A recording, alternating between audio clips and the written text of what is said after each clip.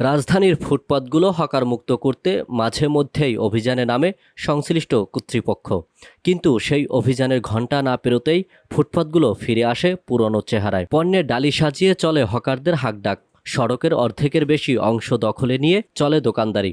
ফলে অতি সংকীর্ণ পথেই গাদাগাদি করে যানবাহন ও পথচারীদের চলাচল করতে হয়।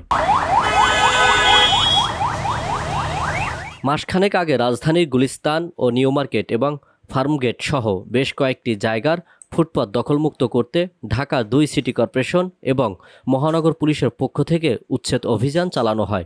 এই অভিযানের ঘণ্টা না পেরোতেই ফুটপাত চলে যায় হকারদের দখলে, ফিরে আসে সেই পুরনো চিত্র। বারবার অভিযানের পরেও হকারদের কেন নিয়ন্ত্রণ করতে পারছে না কর্তৃপক্ষ? কারা এর নেপথ্যে তা নিয়ে এখন জনমনে প্রশ্ন দেখা দিয়েছে। গুলিস্তান, নিউ মার্কেট, ধোলাইখাল, ফার্মগেট, উত্তরা, শনিরাকড়া, ধানমন্ডির কলাবাগান সহ বেশ কিছু এলাকায় অল্প সময়ের জন্য নাগরিকরা স্বস্তি পেলেও অভিযান শেষ হওয়ার ২ দিনের মধ্যেই অধিকাংশ জায়গায় আবার ফুটপাতের হকাররা দখল করে নেন। তবে এই চোর পুলিশ খেলা নিয়ে স্থায়ী সমাধানের কথা জানান নাগরিকরা।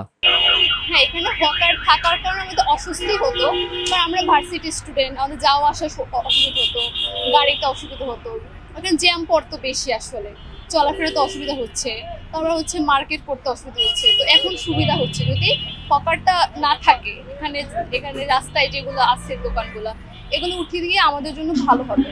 প্রথমত এই বিষয়টা নিয়ে আসলে মাননীয় প্রধানমন্ত্রীকে আসলে ধন্যবাদ জানানো উচিত। কারণ আমরা যদি আগের বিষয়গুলো খেয়াল করি তাহলে আমরা দেখবো, বিশেষ করে নিউ মার্কেট এরিয়াতে আমি ঈদের সময় আমার ফ্যামিলি নিয়ে মার্কেটে যখন আসছিলাম, টোটালি যে হাঁটা চলা করবো, নিঃশ্বাস ফালাবো যে এরকম জায়গা ছিল না।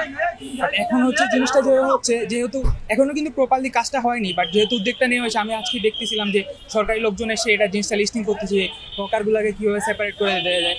তো ওটার ক্ষেত্রে খেয়াল করলে দেখা যাচ্ছে যে এখন মোটামুটি যখন এটা সেপারেট করে দেওয়া হবে, তখন আমাদের যান চলাচল হিসাব করা বা লোকাল বাসগুলা আর হকার, এই দুটা মিলে মেইনলি আমাদের রাস্তাগুলো ফাঁকা হয়ে যেত।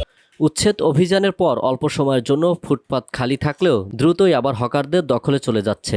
তারা বলেন, অভিযান শেষ হলেই পেটের দায় নিজেদের উদ্যোগে পুরনো রূপে ফিরতে হচ্ছে। আপাতত উচ্ছেদ করলে তো আমাদের অবস্থা খারাপ হয়ে যাবে। এমনিতেই বৃষ্টি বাদল, এই জন্য বেচা কিনা নাই, ব্যবসা বাণিজ্য নাই। তারপর এই যে তেলের সংকট, এই জন্য ব্যবসা বাণিজ্য নাই, মানুষ কিনতেছে না, বিক্রি হইতেছে না, এই আর কি মোটামুটি মিলে আছে। আমরা নিজেরাই বসছি, আমাদেরকে কেউ বসা নাই। আমরা না পারতে ফুটপাত আইছি, কোনো চাঁদাবাদি নেই। চাঁদাবাদি কারা দেবো? চাঁদা এই সরকারের ৩১ দফা যা কইছে তাই পালন করতেছি, এরপর আর কি কমু। সিটি কর্পোরেশন পুলিশের সঙ্গে সমন্বয় করে যারা প্রকৃত ব্যবসায়ী তাদের পুনর্বাসনের ব্যবস্থা করতে কাজ চলমান রয়েছে। এইটুক জায়গার ভিতরে কয়জনের বসাইব? এখানে কত হাজার মানুষ আছে, হকার আছে কত হাজার? এখানে গুলিস্তানি আছে আপনার 10 লাখের উপরে, 10 লাখের উপরে গুলিস্তানি আছে হকার। তাহলে সেক্ষেত্রে কি জায়গা আসলে হবে না? কিভাবে হবে আবার বলেন? আপনারা মনে করেন বঙ্গবাজার যেটা পড়ে গেছে গা, এটা তো হকার্স মার্কেট ছিল, হকারই তো দিছিল। ওই হকারকে দোকান পাইছে? কারা দোকান পাইছে বলেন? সিটি কর্পোরেশন পুলিশের সঙ্গে সমন্বয় করে যারা প্রকৃত ব্যবসায়ী তাদের পুনর্বাসনের ব্যবস্থা করতে কাজ চলমান রয়েছে বলে জানান উপপুলিশ কমিশনার MM নাসির উদ্দিন। বেশ কয়েক মাস আগে আসছিলাম, তখন দেখছিলাম যে এটা হকারদের পুরোপুরি দখলে ছিল। বাট আজকে অনেকদিন পরে এসে দেখতেছি যে মোটামুটি ফ্রেশ আছে আর কি, আগের মতন হকার নাই এবং জ্যামজট তুলনামূলক কম। তো এটাতে আমাদের সুবিধাই হচ্ছে আর কি, ভালো হচ্ছে আর কি।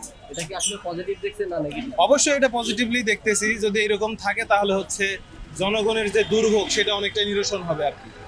এছাড়াও Mohammadpur, Shyamoli, Ring Road, Moghbazar, Bangla Motor, Karwan Bazar ও গুলিস্তান সহ রাজধানীর বিভিন্ন এলাকায় আবারও হকারদের উপস্থিতি দেখা গেছে।